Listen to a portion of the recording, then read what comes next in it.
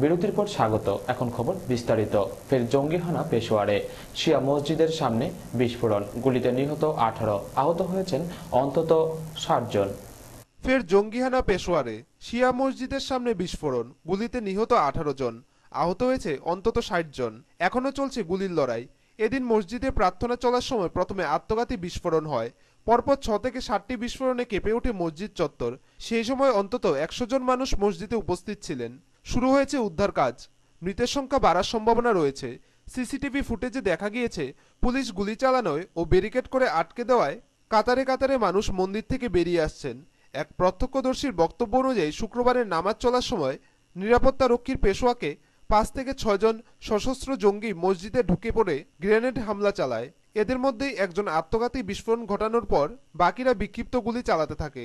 অপর এক প্রত্যক্ষদর্শী মোহাম্মদ রাজা এক সংবাদ সংস্থাকে জানিয়েছেন, খুব জোরে একবার বিস্ফোরণের আওয়াজ শুনতে পাই, তারপরই দেখলাম চোখের সামনে প্রচুর মানুষ জখম হয়েছেন। পেশোয়ারে গিয়েছেন পাকিস্তানের তেহরিক ই ইনসাফ প্রধান ইমরান খান। মাত্র 2 সপ্তাহ আগে দক্ষিণ পাকিস্তানের এক মসজিদে বিস্ফোরণে মৃত্যু হয়েছে 61 জনের। ব্যুরো রিপোর্ট, খবর ত্রিপুরা। বেঙ্গালুরুর এর্নাকুলের রেল দুর্ঘটনায় মৃত্যু হয়েছে 11 জনের, আহত হয়েছে 60 জন। বেঙ্গালুরু থেকে কেরলের এর্নাকুলম যাওয়ার পথে ট্রেন লাইনচ্যুত হয়ে ঘটে দুর্ঘটনা। ঘটনার সুষ্ঠু তদন্তের নির্দেশ দিয়েছেন রেলমন্ত্রী সুরেশ প্রভু। বেঙ্গালুরুর এনাকেলের রেল দুর্ঘটনায় মৃত্যু হয়েছে 11 জনের, আহত হয়েছেন 60 জন। বেঙ্গালুরু থেকে কেরলের এর্নাকুলম যাওয়ার পথে ট্রেন বেলাইন হয়ে ঘটে দুর্ঘটনা। রেল আধিকারিকদের দেওয়া তথ্য অনুযায়ী দুর্ঘটনার কবলে পড়া বেঙ্গালুরু সিটি এন্টারকুলম ইন্টারসিটি এক্সপ্রেসের 9টি কামরা বেলাইন হয়ে যায়। ঘটনা তদন্তের নির্দেশ দিয়েছে রেলমন্ত্রী সুরেশ প্রভু। এদিন সকাল 6:15 নাগাদ বেঙ্গালুরু থেকে এর্নাকুলমের পথে রওনা দেয় ট্রেনটি। সকাল 7:35 নাগাদ বেঙ্গালুরু থেকে 45 কিলোমিটার দূরে এনাকেল রোড ও হসুরের মধ্যস্থলে বেলাইন হয়ে যায় 9টি কামরা। রেলমন্ত্রী জানিয়েছেন, লাইনে পড়ে থাকা পাথরের ধাক্কায় ঘটে দুর্ঘটনাটি। তিনি টুইট করে বলেন, আমি ব্যক্তিগতভাবে পুরো ঘটনাটা দেখছি, প্রশাসনের সঙ্গে যোগাযোগ রাখছি। ঘটনায় নিহতদের পরিবারের জন্য 2 লক্ষ টাকা ও গুরুতর জখমদের পরিবারের জন্য 50,000 টাকা করে ক্ষতিপূরণ ঘোষণা করেছেন কেন্দ্রীয় রেলমন্ত্রী। এছাড়াও যারা অল্প বিস্তর আহত হয়েছেন তাদের পরিবারের জন্য 20,000 টাকা ক্ষতিপূরণের ঘোষণা করা হয়েছে। ঘটনাস্থলে পৌঁছেছেন আইনমন্ত্রী সদানন্দ গৌড়া। हमारी मेडिकल ट्रेन वहाँ पहुँची हुई है, हमारी रिलीफ ट्रेन पहुँची हुई है और साउथ वेस्टर्न रेलवे जो हम जिसके अंडर में ये एक्सीडेंट साइट पड़ता है वहाँ के अधिकारी हैं, बंगलोर डिवीज़न के अधिकारी हैं और माननीय रेल मंत्री श्री सुरेश प्रभाकर प्रभु वो भी एक्सीडेंट साइट के लिए रवाना हो रहे हैं दिल्ली से। और माननीय रेल मंत्री जी ने इस पूरे घटनाक्रम पर दुख व्यक्त किया है और उन्होंने एस ग्रेशिया राशि भी घोषित की है, जिसमें 2 लाख रुपए मृतकों को परिवार को, 50,000 रुपये की राशि गंभीर रूप से घायल लोगों को और 20,000 रुपये की राशि साधारण रूप से घायल लोगों को देने की घोषणा की है। उन्होंने साथ में ये भी रेलवे अधिकारियों को हिदायत दी है, निर्देश दिया है कि जो बेस्ट मेडिकल केयर हो वो सारे इंजर्ड पैसेंजर्स को दी जाए, प्राथमिकता होती है। और माननीय रेल मंत्री श्री सुरेश प्रभु जी ने जब चार्ज लिया था तब उन्होंने भी इस बात को दोहराया था कि safety will continue to be the top most priority. और हर हादसा हमारे लिए एक चुनौती होता है, जो भी करेक्टिव मेजर्स हर हादसे के बाद होते हैं वो हम लोग लेते हैं। और ओवर द ईयर्स अगर आप देखें तो हमारा सेफ्टी का रिकॉर्ड काफ़ी बेहतर हुआ। ব্যুরো রিপোর্ট, খবর ত্রিপুরা। দিল্লির বসন্ত বিহার এলাকায় হোলি চাইল্ড অক্সিলিয়াম স্কুলে হামলা চালায় একদল দুষ্কৃতী। ঘটনার তীব্র নিন্দা জানিয়েছেন দিল্লির ভাবী মুখ্যমন্ত্রী অরবিন্দ কেজরিওয়াল। গির্জার পর এবার স্কুল। গত কয়েক মাস ধরেই দিল্লিতে বিভিন্ন গির্জায় হামলা চালাচ্ছিল কয়েকজন অজ্ঞাত পরিচয় দুষ্কৃতী। এবার সেই একই ঘটনা ঘটল দিল্লির বসন্ত বিহার এলাকার একটি খ্রিস্টান স্কুলে। পুলিশ জানিয়েছে, শুক্রবার ভোরে হোলি চাইল্ড অক্সিলিয়াম স্কুলে হামলা চালায় অজ্ঞাত পরিচয় একদল দুষ্কৃতী। স্কুলে ঢুকে বেশ কয়েকটি সিসিটিভি ক্যামেরা ভেঙে ফেলে তারা। অধ্যক্ষের ঘরেও ভাঙচুর চালানো হয়। দিল্লি ক্যাথলিক আর্কডিওসিস ফাদার সাবরিমুথু শঙ্কর জানিয়েছেন, এই ঘটনা জানাজানি হওয়ার পরেই পড়ুয়াদের নিজেদের বাড়ি চলে যাওয়ার নির্দেশ দেয় স্কুল কর্তৃপক্ষ।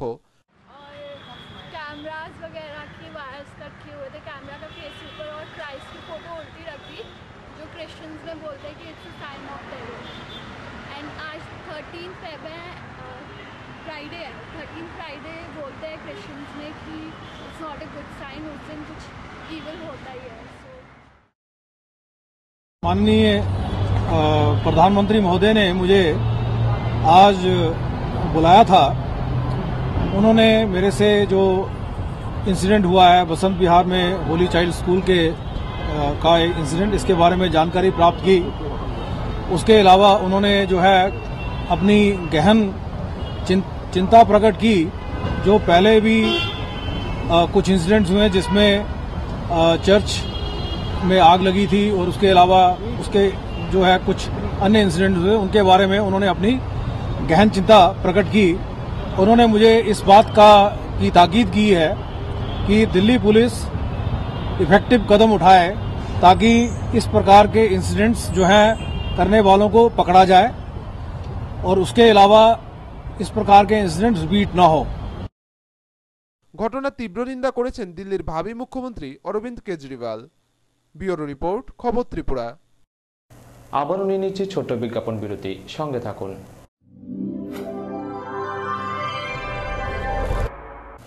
বিরতির পর আবারও স্বাগত। আগামী শনিবার ত্রিপুরায় আসছেন কেন্দ্রীয় স্বরাষ্ট্রমন্ত্রী রাজনাথ সিং এবং রাষ্ট্রমন্ত্রী কিরণ রিজিজু। ত্রিপুরায় আশ্রিত ব্রু শরণার্থীদের মিজোরামে প্রত্যাবর্তনের বিষয়ে মুখ্যমন্ত্রীর সাথে বৈঠক করবেন স্বরাষ্ট্রমন্ত্রী। শুক্রবার উত্তর পূর্বাঞ্চল সফরে আসছেন কেন্দ্রীয় স্বরাষ্ট্রমন্ত্রী রাজনাথ সিং এবং এই মন্ত্রকের রাষ্ট্রমন্ত্রী কিরণ রিজিজু। আগামী শনিবার মন্ত্রীদ্বয় ত্রিপুরায় আসবেন। শুক্রবার 13 ফেব্রুয়ারি উভয় মন্ত্রী মণিপুরের চান্দের জেলার মোড়ে সীমান্ত পরিদর্শন করবেন এবং ইম্ফলে রাজনাথ সিং এবং কিরণ রিজিজু বৈঠক করবেন জেলা সমাহর্তা এবং পুলিশ সুপারদের সাথে। এছাড়াও মন্ত্রীদ্বয় মুখ্যমন্ত্রী ও পুলিশের ডিজি, ইম্ফলে কর্তব্যরত সুরক্ষা বাহিনীর প্রতিনিধি এবং রাজনৈতিক নেতৃবৃন্দের সাথে বৈঠক করবেন। স্বরাষ্ট্রমন্ত্রী এবং রাষ্ট্রমন্ত্রী বিএসএফ জওয়ানদের সাথে চট্টগ্রামের পাহাড়ি এলাকার সাথে যুক্ত ত্রিপুরা সীমান্ত পরিদর্শন করবেন উত্তর ত্রিপুরার খানতালং এলাকায়। শনিবার 14 ফেব্রুয়ারি রাজনাথ সিং এবং কিরণ রিজিজু ব্রু শরণার্থীদের প্রতিনিধিদের সাথে উত্তর ত্রিপুরার কাঞ্চনপুরে এবং আগরতলায় বৈঠক করবেন। ব্রু শরণার্থীদের মিজোরামে প্রত্যাবর্তনের বিষয় নিয়ে কেন্দ্রীয় মন্ত্রীদ্বয়, রাজ্যের মুখ্যমন্ত্রী মানিক সরকার, মিজোরামের মুখ্যমন্ত্রী লালথান হাওলার এবং ব্রু প্রতিনিধি দলের সাথে বৈঠক করবেন। ব্যুরো রিপোর্ট, খবর ত্রিপুরা। মার্কিন যুক্তরাষ্ট্রে এক ভারতীয় প্রৌঢ় পুলিশের নির্মম প্রহারে আংশিক পক্ষাঘাতগ্রস্ত হয়ে হাসপাতালে মৃত্যুর সঙ্গে যুদ্ধ চালাচ্ছেন এক প্রৌঢ়। ভারতীয়ের উপর পুলিশের অত্যাচারের এই ঘটনায় কড়া প্রতিক্রিয়া জানান ভারত। ঘটনার তীব্র নিন্দা করেছে বিভিন্ন ইন্দো আমেরিকান সংগঠন ও মানবাধিকার সংগঠন। পুলিশের নির্মম প্রহারে মার্কিন যুক্তরাষ্ট্রে এক ভারতীয় প্রৌঢ় এখন আংশিক পক্ষাঘাতগ্রস্ত হয়ে হাসপাতালে মৃত্যুর সঙ্গে যুদ্ধ চালাচ্ছেন। একাধিক বাড়ির গ্যারেজে এক সন্দেহভাজন ব্যক্তি উকিঝুঁকি মারছে। এই রিপোর্ট পাওয়ার পর এক পুলিশকর্মী 57 বছরের ওই ব্যক্তিকে পাকড়াও করে বেধড়ক মারধর করে। তার জেরেই ওই ব্যক্তি এখন হাসপাতালে ভর্তি।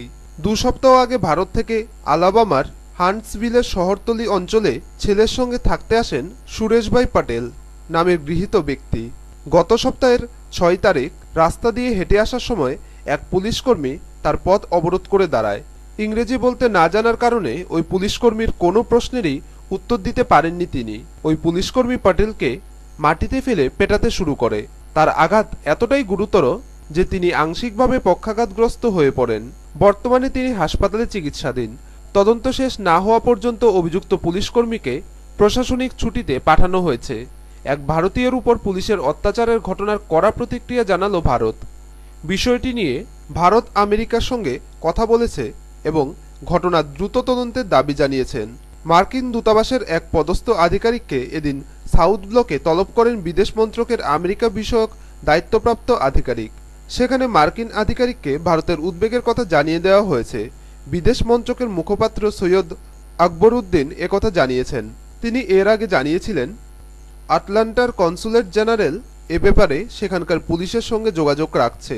As we got to know from the media about this sad incident, Consulate General in Atlanta got in touch with the Madison police chief there and sought his intervention in the matter. He was quick to respond. He indicated that he too was concerned about the report on this matter. He has said that he has ordered a inquiry into it, and he will share the outcome of that inquiry in a transparent manner. Simultaneously, we have also got in touch through our Consulate General with the family of Mr. Suresh Bhai, who is the Indian national concerned. বিভিন্ন Indo American সংগঠন ও মানবাধিকার সংগঠন এই ঘটনার তীব্র নিন্দা করেছে। Bureau report, খবর ত্রিপুরা। কেন্দ্রীয় সরকারের বিভিন্ন জনবিরোধী নীতির প্রতিবাদে রাজ্যব্যাপী বিভিন্ন কর্মসূচি হাতে নিয়েছে ত্রিপুরা খ্যাতমজুর ইউনিয়ন। এরই অঙ্গ হিসেবে 4 দফা দাবির ভিত্তিতে সোনামুড়াতেও এক মিছিল ও সভা সংগঠিত করে সংগঠনের সোনামুড়া অঞ্চল কমিটি। কেন্দ্রীয় সরকারের বিভিন্ন জনবিরোধী নীতির প্রতিবাদে মাঠে নামলেন খ্যাতমজুর ইউনিয়ন। সারা রাজ্যের সাথে সোনামুড়াতেও 4টি জনবিরোধী নীতি, খাদ্য নিরাপত্তা ব্যবস্থা, গণবন্টন ব্যবস্থাকে দুর্বল করা, রেগা সংকোচন নীতি ও দ্রব্যমূল্য বৃদ্ধির প্রতিবাদে খ্যাতমজুর ইউনিয়ন সোনামুড়া অঞ্চল কমিটির উদ্যোগে এক বিক্ষোভ মিছিল ও পথসভা সংগঠিত হয়। প্রথমে সংগঠনের কর্মীরা উল্লেখ্য 4টি জনবিরোধী নীতির প্রতিবাদে একটি বিক্ষোভ মিছিল সংগঠিত করে। মিছিলটি সোনামুড়া শহরের বিভিন্ন পথ পরিক্রমা করে সোনামুড়া রবীন্দ্র চৌমুহনীতে এসে মিলিত হয়। পথসভায় প্রধান বক্তার ভাষণে সোনামুড়া নগর পঞ্চায়েতের চেয়ারম্যান কেন্দ্রীয় সরকারের বিরোধিতা করে বলেন, সারা ভারত কৃষি শ্রমিক ইউনিয়ন আমাদের ত্রিপুরা খ্যাতমজুর ইউনিয়ন সর্বভারতীয় কর্মসূচির অঙ্গ হিসাবে 4 দফা দাবিতে খাদ্য নিরাপত্তা, রেগা, কর্মসংকোচন, গণবন্টন ব্যবস্থাকে দুর্বল করা, দ্রব্যমূল্য বৃদ্ধি করা, তার প্রতিবাদী সারা রাজ্যব্যাপী গতকালই আমাদের মিছিল পথসভা করার কথা ছিল অঞ্চল ভিত্তিতে। অপর বক্তা ওহিদুর রহমান বলেন, জনগণের মঙ্গলের জন্য, তাদের কর্মসংস্থানের জন্য তারা সুযোগ সৃষ্টি করবেন। ক্ষমতায় এসে আমরা লক্ষ্য করছি যে এই অধিকার প্রতিষ্ঠা হয়েছিল গ্রামীণ বেকারদের জন্য, কর্মহীনদের জন্য, গরিব মানুষের জন্য। অনেক লড়াইয়ের বিনিময়ে, অনেক ত্যাগের বিনিময়ে আমরা এই রেখার অধিকার, কর্মসংস্থানের অধিকার আমরা ছিনিয়ে এনেছিলাম, আইন তৈরি করেছিলাম। এই সরকার এসে যারা সুদিনের কথা বলেছে, যারা জনগণের অধিকারের কথা বলেছে, যারা কর্মসংস্থানের কথা বলেছে, তারা কর্মসংকোচনের নীতি শুধু গ্রহণ করে নেই, এই অধিকারকে খর্ব করে রেখাকে সংকুচিত করার সিদ্ধান্ত তারা গ্রহণ করে। এদিনের এই পথসভা ও বিক্ষোভ মিছিলে সাধারণ মানুষের উপস্থিতি ছিল লক্ষণীয়। টুটন চৌধুরীর রিপোর্ট, খবর ত্রিপুরা। খোয়াই আগরতলা ভায়া সুবল সিং রাস্তায় দ্বিতীয় দিনেও খোয়াইয়ের বাস রাস্তায় নামেনি। এদিনও মারধর করা হলো বাসের চালককে। সিটু পরিচালিত আগরতলা রাধানগর সিন্ডিকেটের শ্রমিকদের উন্মুক্ত তাণ্ডবের ভয়ে খোয়াই বাস সিন্ডিকেটের নেতারা ঘটনার দ্বিতীয় দিনেও রাস্তায় বাস গাড়ি নামাতে পারেনি। খোয়াই থেকে আগরতলাগামী প্রায় 40টি বাস গাড়ির চালকেরা এই মারপিটের ঘটনার বিচার না হওয়া পর্যন্ত গাড়ি চালাবে না বলে সিদ্ধান্ত নেয়। এদিনও খোয়াইয়ের একটি বাস গাড়ির চালককে রাধানগর এলাকায় আগরতলার ছোট গাড়ির চালকেরা মারধর করে বলে অভিযোগ।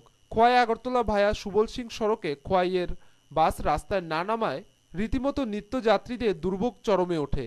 সকাল থেকেই খোয়াই বাস সিন্ডিকেটের সিটু নেতারা দফায় দফায় খোয়াইতে বৈঠকে বসে, কিন্তু তারা শ্রমিকদের রাস্তায় নামাতে পারেনি। খোয়াই পুরাতন বাজার বাস স্ট্যান্ডে সবকটি গাড়ি এদিন দিনভর দাঁড়িয়ে থাকে। খোয়াই নৃপেন চক্রবর্তী এভিনিউ সংলগ্ন অস্থায়ী স্ট্যান্ডে সকাল থেকে যাত্রীদের ভিড় হয়। এই সড়কে এদিন শুধুমাত্র কমলপুরের কয়েকটি বাস রাস্তায় নামে, তাও ভয়ভীতির মধ্য দিয়ে। সিটু পরিচালিত খোয়াই বাস সিন্ডিকেটের নেতারা আগরতলা সিটু নেতাদের সঙ্গে কথা বলেও সমস্যার সমাধান করতে পারছেন না। উল্লেখ্য, গতদিন সিটু পরিচালিত আগরতলা ও খোয়াই সিন্ডিকেটের শ্রমিকদের মধ্যে সংঘর্ষ বাধে। আর এই সংঘর্ষের জের ধরেই একই সংগঠনের ছোট গাড়ির শ্রমিকরা বাস গাড়ি শ্রমিকদের উপর আক্রমণ চালায় দফায় দফায়। সিটু পরিচালিত সিন্ডিকেটের সিটু নেতাদের কোনো নির্দেশকেই এখন তারা মানতে চাইছে না তাদের নিয়ন্ত্রিত শ্রমিকরা। খোয়াই আগরতলা ভায়া সুবল সিং সড়কে বাস গাড়ি চলাচল অনিয়মিত হয়ে পড়লেও ঘটনার দ্বিতীয় দিনেও সিটু নেতারা এক প্রকার ব্যর্থ যান চলাচল স্বাভাবিক রাখতে। খোয়াই বাসগাড়ির শ্রমিকদের একটাই দাবি, তাদের নিরাপত্তা দিতে হবে সিটু নেতাদেরকে। নিরাপত্তা না পেলে আগামীকালেও তারা রাস্তায় নামবে না। ব্যুরো রিপোর্ট, খবর ত্রিপুরা। ধর্মনগর বার অ্যাসোসিয়েশনের ৫টি পদের জন্য শুক্রবার অনুষ্ঠিত হলো নির্বাচনে এই প্রথম প্রতিদ্বন্দ্বিতা হয় ডান বাম দুটি দলের মধ্যে। ধর্মনগর ৮২ সংখ্যক সদস্য বিশিষ্ট বার অ্যাসোসিয়েশনের ৫টি পদের জন্য নির্বাচন হলো। সকাল 11:30টায় অ্যাসোসিয়েশনের কক্ষে নির্বাচন শুরু হয়। এবার নির্বাচনে সভাপতি, সহসভাপতি, সম্পাদক, সহসম্পাদক এবং অডিটর পদের জন্য দুটি দল অংশ নেয়, একটি বাম এবং অপরটি ডান দলের পক্ষ থেকে। নির্বাচনের জন্য ভোট গ্রহণ চলে বিকেল 4টা পর্যন্ত এবং তারপরেই শুরু হয় গণনা। এবারই প্রথম হয়েছে দ্বিমুখী প্রতিদ্বন্দ্বিতা। এ প্রসঙ্গে ধর্মনগর বার অ্যাসোসিয়েশনের প্রাক্তন সম্পাদক সুব্রতনাথ জানান, আমাদের আজকে ধর্মনগর বার লাইব্রেরির ইলেকশন অফিস বিয়ারার নির্বাচন করার জন্য আমরা আরও 2বার আমাদের বার লাইব্রেরিতে অফিস বিয়ারার নির্বাচন করার জন্য আমরা ইলেকশন করেছি। আজকেও আমরা এই 1 বছরের জন্য আমাদের বার লাইব্রেরির অফিস বিয়ারার নির্বাচন করার জন্য আমরা আজকে ইলেকশনের আয়োজন করেছি। সেখানে ইলেকশনটা মেইনলি হচ্ছে অবাম প্রার্থী এবং বাম প্রার্থীদের মধ্যে। আমাদের 5 জন অফিস বিয়ারার থাকছে। সেই অফিস বিয়ারারদের পোস্টগুলি হচ্ছে president, secretary, vice president, assistant secretary. এবার যে ইলেকশনটা, এই ইলেকশনটা দ্বিমুখী প্রতিদ্বন্দ্বিতা চলছে ডানপন্থী এবং বামপন্থী।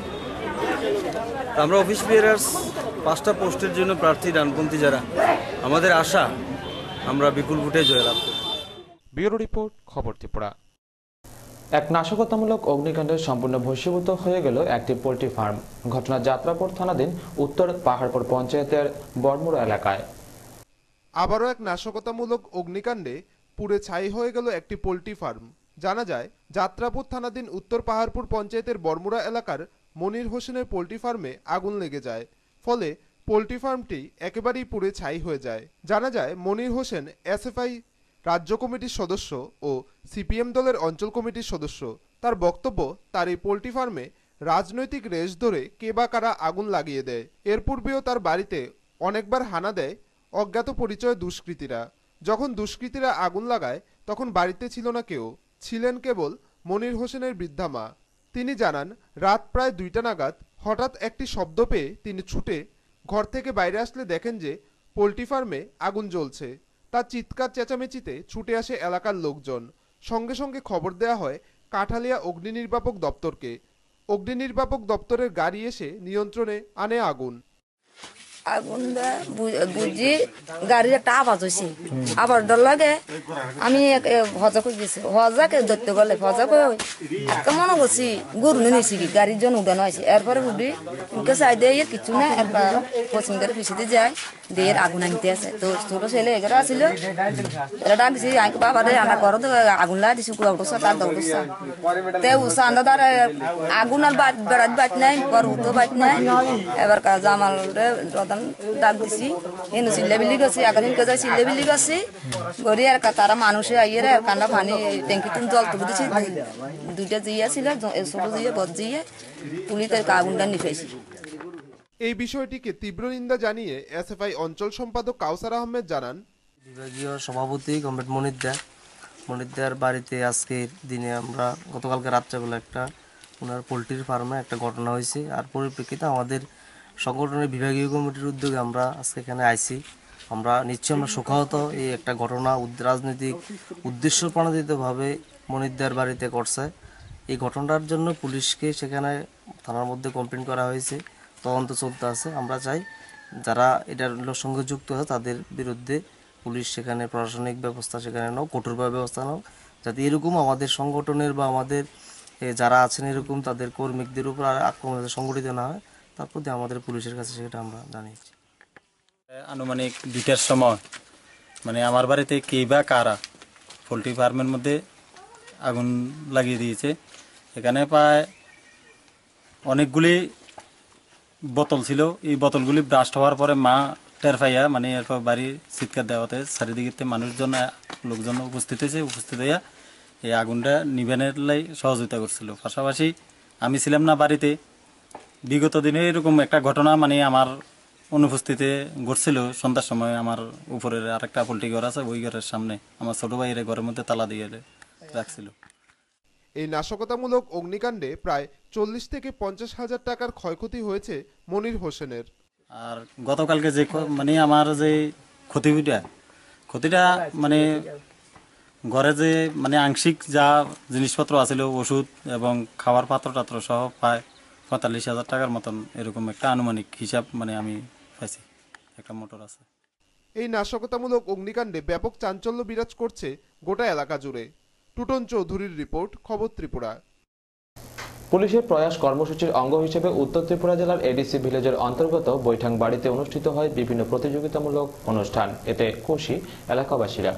প্রয়াস পুলিশ প্রশাসনের একটি সামাজিক কর্মসূচির রূপায়ণের সংস্থা।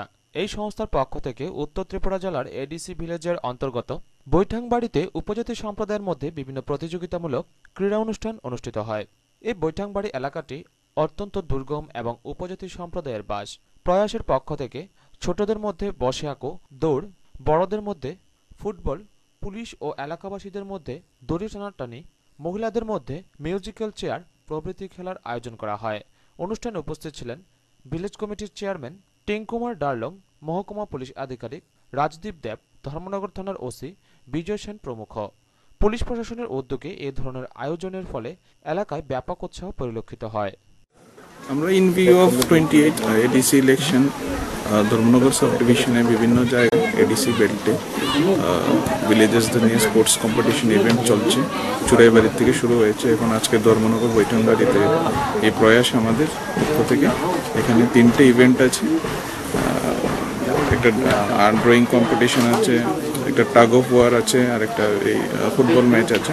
যাদেরকে আমরা পুরস্কৃতও করবো উইনিং ম্যাচ উইনার্সদের, এবং যারা সিনিয়র সিটিজেন আছে ওদেরকে আমরা টাওয়েলস দিয়ে সম্বর্ধনা জানাবো।